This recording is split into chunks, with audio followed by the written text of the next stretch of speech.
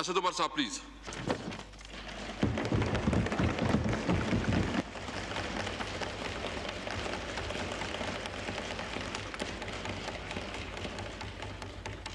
بہت شکریہ جناب اسپیکر. پہلے تو ابھی جو بات کی گئی اس کی ہم تصدیق بھی کرتے ہیں کہ حکومت بھی جو ہے وہ اتفاق کرتی ہے اس طریقہ کار سے جس کے اوپر ابھی آپ نے جس کو پڑھ کے سنایا. جو قوانین بنے ہیں ہمارے خیال میں وہ قوانین جو ہیں وہ آئینی بھی تقاضا پورا کرتے ہیں, قانونی تقاضا بھی پورا کرتے ہیں, اور پارلیمان کی روایت جو اس پارلیمان نے پہلے رکھی ہوئی ہیں ان کے بھی مطابق ہیں. لیکن اس کے باوجود ہم ایک قدم آگے جانے کو تیار ہیں اور کھلے دل کے ساتھ ہم اس کمیٹی کے اندر بیٹھ جائیں گے اور دیکھ لیں گے کہ اس کے اندر کیا ایسی غیر قانونی چیز ہے جو ہمیں نہیں نظر آئی, تو بالکل کھلے دل کے ساتھ ہم ساتھ بیٹھ جائیں گے. سر اسپیکر صاحب, عمومی طور پر تو یہ ہوتا ہے کہ ایک تقریر جب ہوتی ہے بجٹ کی تو اس کے جواب میں بڑا تفصیلاً پھر جواب دیا جاتا ہے, جواب در جواب ہوتا ہے. لیکن لیڈر آف اپوزیشن صاحب نے جو تقریر کی وہ اتنی تفصیل میں تھی کہ اگر میں اس کا جواب دینا شروع کر دوں, اور اس میں تقریباً ہر نقطہ ہی ایسا تھا جس کے اوپر حقائق برعکس رکھے جا سکتے ہیں, تو میں تو اگلے 2 دن صرف یہی تقریر کرتا رہوں گا. تو اس لیے میں صرف چند باتیں جو انہوں نے کہیں جو ریکارڈ کی درستگی کے لیے یا ہمارا نقطہ نظر سامنے رکھنے کے لیے ضروری ہیں کہ ان کے اوپر بات کی جائے, اور مختصر میں بات کروں گا ان چیزوں کے اوپر. سب سے پہلی چیز جی انہوں نے جو بڑی میرے دل کو لگی اور مجھے بڑی پسند آئی ان کی بات, انہوں نے کہا کہ حکمرانوں کا کام ہوتا ہے کہ یتیموں اور بیواؤں کا جو کمزور طبقے ہیں ان کا خیال کیا جائے.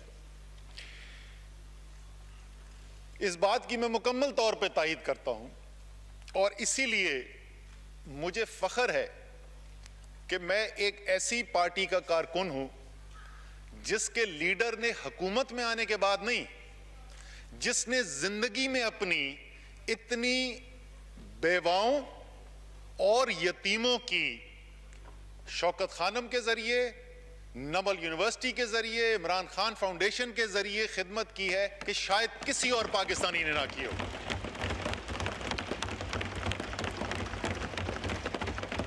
اور یہی جذبہ ہے.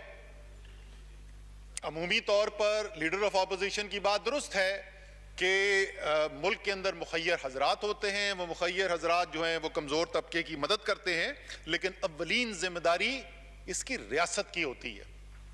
یہ سبق ہمیں کسی برطانیہ کے یا کسی مغرب کے معیشت کے ایکسپرٹ سے یا سیاستدان سے نہیں ملا, یہ سبق ہمیں ہمارے دین نے سکھایا. اس ریاست مدینہ جس کا ہم خواب دیکھتے ہیں, یہ دنیا کی پہلی ویلفیئر سوسائٹی وہاں پر بنی. ریاست نے ذمہ داری اٹھائی پہلی دفعہ کہ جو غریب ہے, نادار ہے, کمزور ہے, سب سے پہلا حق اس کا ہے ریاستی وسائل کے اوپر.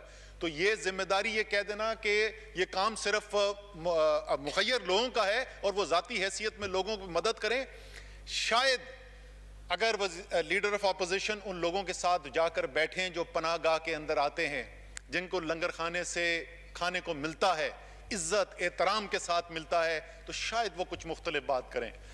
اور کیونکہ ایک ذاتی یقین ہے وزیر اعظم کا, اس لیے یہ مجھے بڑا فخر ہے اس بات کے اوپر جو میں آپ کو بتانے جا رہا ہوں کہ پرائم منسٹر سیکریٹریٹ اور پرائم منسٹر ہاؤس کے اخراجات میں 108 کروڑ روپے سالانہ کی کمی کر کے یہ کام کیے جا رہے ہیں.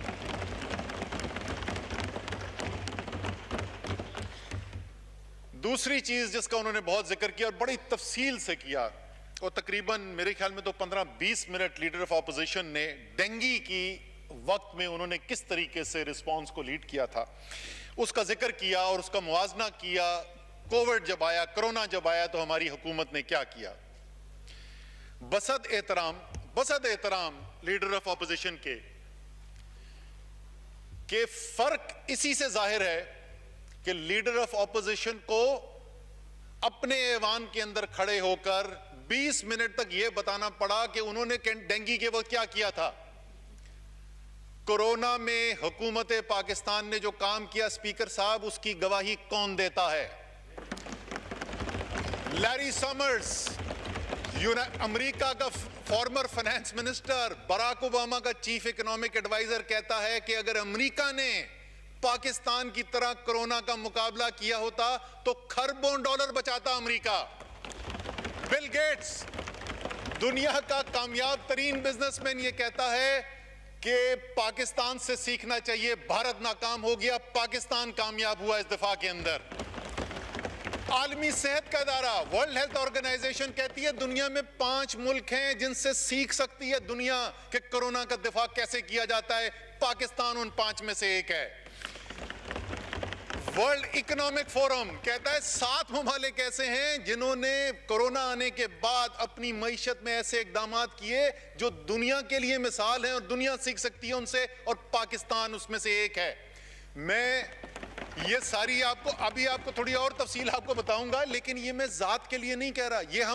وہ تو یہ کہہ رہے تھے کہ اگر ہم ہوتے تو یہ اتنا اچھا ہم کام کرتے۔ ہم نہیں کہہ رہے خدا نخواستہ کہ یہ ہم کر رہے ہیں، یہ پاکستانی قوم نے کر کے دکھایا ہے، یہ پوری قوم کا ایفرٹ تھا اور ہر پاکستانی کو فخر ہونا چاہیے اس کے اوپر۔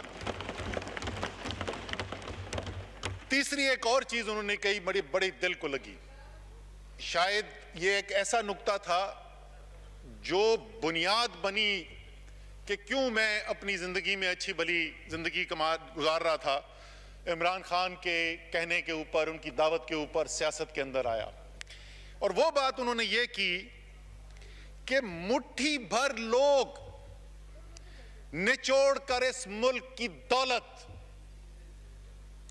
اپنے لیے اربوں کی جائیدادیں بنا رہے ہیں اور کروڑوں پاکستانی اس کی قیمت ادا کر رہے ہیں، قرضے ان کروڑوں پاکستانیوں کے اوپر چل رہے ہیں۔ یہ تو میرے دل کی بات تھی جو لیڈر آف اپوزیشن نے کی۔ تو جب ہم بات کرتے ہیں کہ قوم کا پیسہ قوم کی امانت ہوتا ہے، اور اگر قوم کے پیسہ اور قوم پہ حکمرانی کرنے والے اپنی دولت اور جائیداد کا جواب دینے سے قاصر ہوں، جب لندن میں، پیرس میں، سوئٹزرلینڈ کے بینکوں میں، دبئی کے ٹاورز کے اندر پاکستان کے حکمرانوں کی جائیدادیں نظر آئیں تو پاکستانی قوم کا حق بنتا ہے کہ وہ سوال پوچھیں، یہ پیسہ کدھر سے آیا؟ یہ سوال پوچھنے سے کا دفاع، یہ کہنا کہ جمہوریت کے لیے خطرہ پیدا ہو گیا نہیں ہے۔ اس کا دفاع نیازی نیب گٹھ جوڑ کے نعرے لگانا نہیں ہے، اس کا دفاع بڑا سادہ ہے۔ سپریم کورٹ آف پاکستان نے عمران خان کو بھی بلایا اور عمران خان سے کہا کہ اپنے اس اثاثے کا جواب دو۔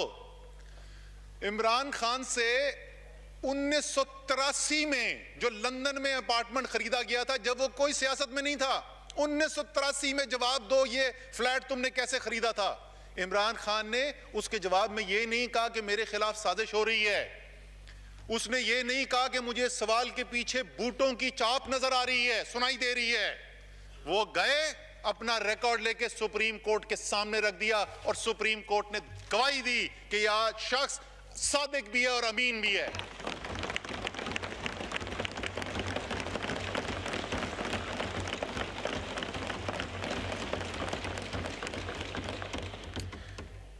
پھر انہوں نے ذکر کیا بڑی تفصیل سے، اور یہ ان کا حق بنتا ہے، بڑی تفصیل سے انہوں نے ذکر کیا کہ پنجاب کے اندر وہ ایک اور بات ہے کہ مسلم لیگ نون کی تو حکومت پورے پاکستان میں تھی، لیکن منصوبے انہوں نے جتنے بھی گنوائے وہ سب کے سب جو ہے، شاید میرے سننے میں کوئی کمزوری رہی ہو، شاید راجہ پرویز اشرف نے سنا ہو کوئی اور صوبے کی، نہ کہ میں نے نہیں ذکر سنا، میں نے صرف پنجاب کے منصوبوں کا ذکر سنا۔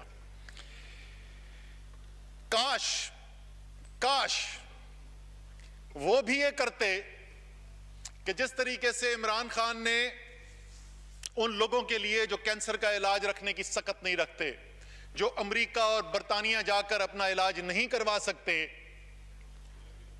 ان کے لیے ایک پاکستان میں ایک ادارہ بنایا، اور جس دن یہ صورتحال پیدا ہوئی کہ 2013، اور میں اس وقت لاہور میں تو ان کی گاڑی میں تھا ساتھ، جس وقت ہم ہاسپٹل جا رہے تھے، جس وقت ڈاکٹرز کو یہ نہیں پتا تھا کہ زندگی اور موت کی کشمکش میں کامیاب ہوں گے یا نہیں ہوں گے، اور ان کو مشورہ دیا گیا کہ آپ کے لیے ایئر ایمبولنس کا ہم انتظام کرتے ہیں، اور ایئر ایمبولنس سے آپ کو امریکہ برطانیہ وہاں لے جاتے ہیں علاج کرنے کے لیے، انہوں نے کہا نہیں، میں اسی ہسپتال میں جہاں غریب ترین پاکستانی کا علاج ہوتا ہے میں یہی کرواؤں گا۔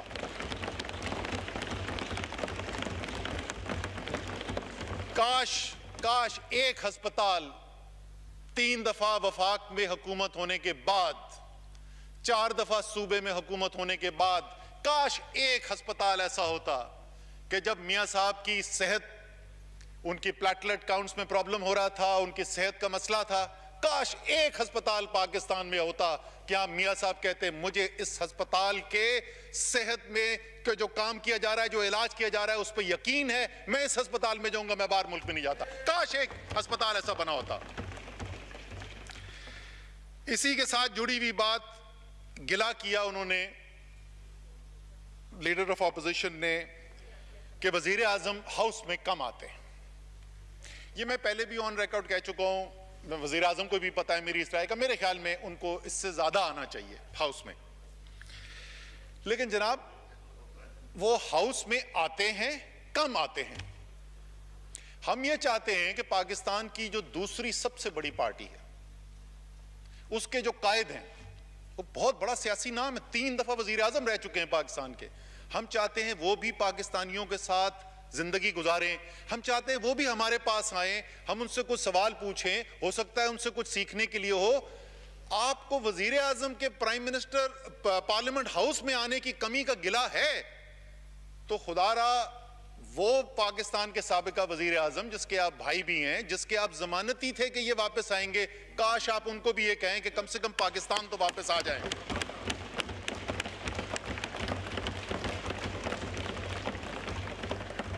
آخری 2 چیزیں جن کی میں بات کروں گا جی، اس کے بعد میں اپنی تقریر کے اوپر آؤں گا، معیشت کے اوپر۔ خیبر پختونخوا کی کافی بات کی گئی اور انہوں نے کہا کہ اگر ہمیں خیبر پختونخوا دیا ہوتا تو ہم خیبر پختونخوا کی تقدیر بدل دیتے۔ شاید لیڈر آف اپوزیشن کو یاد نہیں رہا یا انہوں نے کسی نے یاد نہیں دلایا، مسلم لیگ نون کی حکومت رہ چکی ہے خیبر پختونخوا میں، ANP کی بھی حکومت رہی ہے، JUI جماعت اسلامی کی بھی حکومت رہی ہے۔ خیبر پختونخوا کے عوام آزاد فیصلے کرنے والے عوام ہیں، ان کو کارکردگی پسند نہیں آتی تو وہ کسی کے نعروں کے پیچھے ووٹ نہیں ڈالتے، کارکردگی کرو گے تو ووٹ ملے گا، کارکردگی نہیں کرو گے تو باہر۔ میں کچھ تشبیہ دینے والا تھا، چلے میں وہ نہیں دیتا، غیر پارلیمانی ہو جائے گا، لیکن نہیں کر سکے کارکردگی، موقع ملا نہیں کر سکے کارکردگی، خیبر پختونخوا کے عوام نے باہر کر دیا، فارغ کر دیا۔ جب تحریک انصاف کی حکومت آئی تو یہی تقریریں اس وقت بھی ہوتی تھی، بڑے بڑے سیاسی تجزیہ کار پوچھتے تھے، ہمارے اچھے خیر خواہ پوچھتے تھے، 2.5 سال 3 سال گزر گیا، اسد مان جاؤ فارغ ہو گئے خیبر پختونخوا میں۔ اچھا بھائی، ہمیں تو عوام خیبر پختونخوا کے کچھ اور کہتے ہیں۔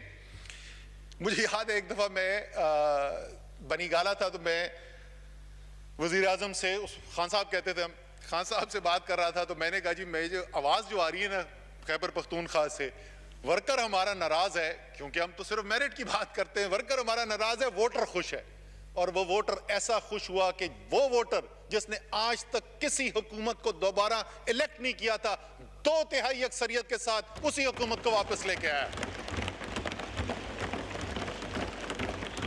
سب لوگ ایوان میں بیٹھنے والے جمہوریت پر یقین رکھنے والے لوگ ہیں، ووٹ کو عزت دو کا نعرہ لگانے والے لوگ ہیں۔ تو میری درخواست یہ ہوگی، بڑی بسط احترام درخواست یہ ہوگی کہ خیبر پختونخوا کے عوام نے جو ووٹ ڈالا ہے اس کو عزت دیں اور مان جائیں یہ بات کہ جیسی کارکردگی خیبر پختونخوا کے اندر تحریک انصاف کی حکومت، پرویز خٹک کی حکومت نے کر کے دکھائی، ایسی خیبر پختونخوا کی تاریخ میں کبھی نہیں ہوا تھا۔ آخری چیز جی، LNG پلانٹس کے اوپر بڑی تفصیل سے بات کی گئی، بڑے ڈالر سینٹ اور یہ وہ بتائے گئے۔ میں عوام کے لیے آسان میں ٹیکنیکلٹی کے اندر نہیں جاتا، عوام سن رہے ہیں۔ ان کو ہم ٹیکنیکل چیزوں کے اندر نہیں گھماتے. بڑی سادہ سی بات ہے. اسپیکر صاحب مجھے یہ بتائیں کہ اگر یہ اتنے سستے پلانٹ, اتنے ایفیشنٹ پلانٹ تھے, تو قانون کے اندر یہ ترمیم کیوں کرنی پڑی کہ چاہے اس پلانٹ سے, ان ایل این جی پلانٹ سے بجلی سستی پیدا ہو یا مہنگی پیدا ہو؟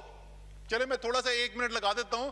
ایک نظام ہے ہمارے یہاں, اس کو کہتے ہیں میرٹ آرڈر. میرٹ آرڈر صرف سادہ سی بات یہ کرتا ہے کہ جو بھی آپ کا پلانٹ, بجلی کا کارخانہ جو بھی سب سے سستی بجلی بنائے گا, سب سے پہلے وہاں سے بجلی ترسیل کی جائے گی تاکہ پاکستان کے عوام کو سب سے سستی بجلی مل سکے, اور جو مہنگے ہوتے ہیں ان میں بعد میں باری آتی ہے. قانون کے اندر ترمیم کی گئی, قانون میں لکھا گیا کہ یہ ایل این جی کے جو پلانٹس ہیں یہ مسٹ رن پلانٹ ہیں. مسٹ رن یعنی چاہے جتنا بھی مہنگا ہو آپ نے انہی کو چلانا ہے. اگر یہ اتنے ایفیشنٹ پلانٹ تھے تو یہ قانون میں ترمیم کی ضرورت کیا تھی؟ میں آپ کو بتاتا ہوں ترمیم میں کیوں ضرورت تھی. سر ہم نے وہ قانون بدل دیا ہے, ہم وہ بوجھ پاکستان کے عوام پر نہیں ڈالنے دیں گے.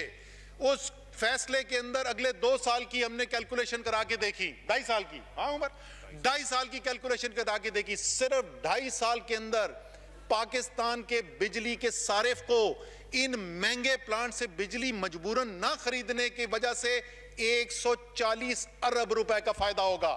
140 ارب روپے یہ ٹیکہ لگ رہا تھا.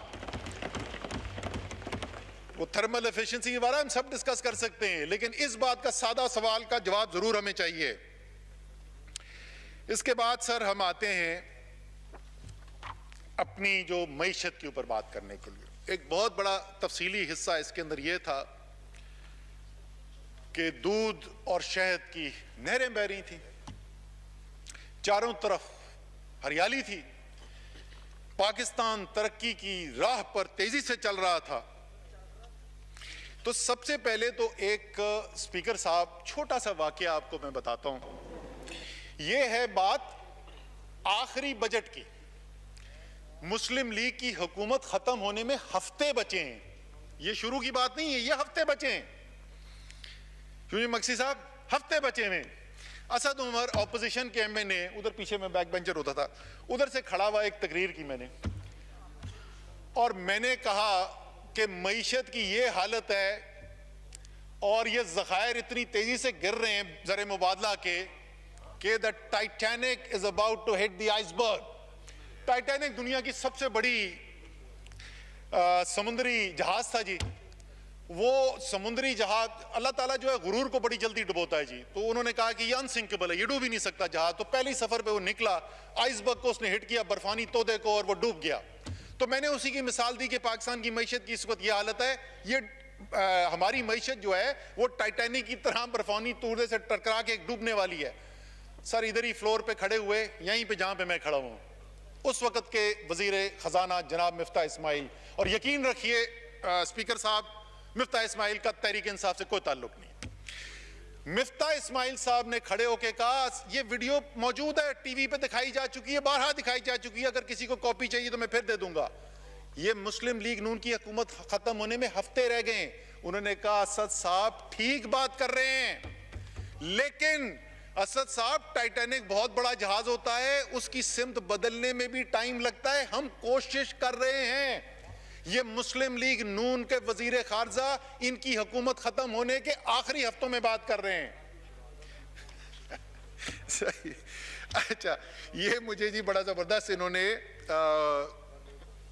عمر ایوب صاحب نے دیا ہے, 9 فروری 2018 کا کارٹون ہے. یہ پاکستان کی معیشت جو ہے اس کا انجر پنجر نکلا ہوا ہے, بیچارہ وہ ڈھانچہ بنا ہوا ہے, پیچھے مشینیں لگی ہیں اس کو سانس دینے کے لیے, اوپر لکھا ہوا ہے IMF. یہ 9 فروری 2018 کا ہے. یہ ان کی حکومت ختم ہونے سے چند مہینہ پہلے کی بات ہے. عمران خان اس وقت وزیر اعظم نہیں تھے پاکستان کے, یہ اس وقت کی بات ہے. اب ذرا ٹھوس حقائق میں آپ کو ایک دو, مجھے پتہ ہے یہ بڑے ناراض ہوتے, بولتے ہیں یار آگے دیکھو نا, لیکن جناب جب آپ پہلے کی بات کریں گے تو پھر جواب میں سننا پڑے گا. چھوٹی بات کروں گا میں, زیادہ نہیں, کیونکہ میں نے زیادہ وہ بات کرنی ہے کہ عمران خان نے وزیر اعظم بننے کے بعد کیا کس طریقے سے اس ٹائٹینک کو بدلا, اور اس آئس برگ سے, اس برفانی تودے سے جو ٹکرانے والا تھا, اسے بچایا کیسے. جس وقت ان ہماری حکومت آئی جناب، اس میں آخری 3 ماہ کے اندر جو بیرونی خسارہ ہوتا ہے ملک کا، اس کی ماہانہ اوسط $2 ارب تھی ماہانہ۔ امپورٹس جو ہیں ہماری درآمدات وہ تو $5 ارب سے زیادہ تھی، تقریباً $5.5 ارب ماہانہ پہ پہنچی ہوئی تھی، لیکن صرف بیرونی خسارہ جو تھا، راجہ صاحب جب آپ کی حکومت چھوڑ کے گئی تھی نا، راجہ پرویز اشرف وزیر اعظم تھے جی، ان کی حکومت جب چھوڑ کے گئی تو آخری سال میں آپ نے پورے سال میں $2.5 ارب کا بیرونی خسارہ چھوڑا تھا۔ جب انہوں نے چھوڑا تو ایک مہینے میں $2 ارب ہو رہا تھا، اور ہر مہینے ہو رہا تھا۔ پاکستان کے زر مبادلہ کے ذخائر جناب $10.2 بلین تھے، $6.7 ارب کے قلیل مدتی قرضے لیے ہوئے تھے، یعنی جو نیٹ ریزرو ہمارے پاس تھا وہ کل $3.5 ارب تھا جس وقت ہماری حکومت آئی ہے۔ $5.5 ارب کے مہینے کے اندر امپورٹس ہو رہی تھیں، اور $3.5 ارب کے ٹوٹل ذخائر 2 ہفتے کے بچے ہوئے تھے۔ اسی لیے ان کے لوگ مجھ پر اعتراض کرتے ہیں، تنقید کرتے ہیں، کہتے ہیں فوراً IMF کے پاس کیوں نہیں چلا گیا؟ بھائی آپ تو دودھ اور شہد کی ندیاں چھوڑ کے گئے تھے، IMF کے پاس جانے کی ضرورت کیا تھی؟ یہ حالات ہمارے پاس چھوڑ کے گئے۔ وزیر اعظم عمران خان آئے، انہوں نے مشکل ترین فیصلے کیے، سیاسی طور پر مشکل فیصلے کیے۔ وہ اس لیے کیے کہ وہ لیڈر ہے، وہ سیاستدان نہیں ہے، اس کو پاکستان کی بہتری چاہیے تھی، اس کو اپنی سیاسی شہرت نہیں چاہیے تھی۔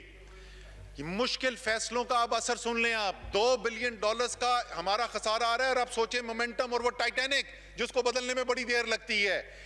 پہلے جو ہمارے 8-9 مہینے گزرے اس کے اندر ہم نے اس کو آدھا کر دیا، یہ $2 ارب سے صرف $1 ارب ماہانہ رہ گیا۔ ابھی IMF پروگرام شروع نہیں ہوا، یہ IMF پروگرام شروع ہونے سے پہلے کی بات کر رہے ہیں۔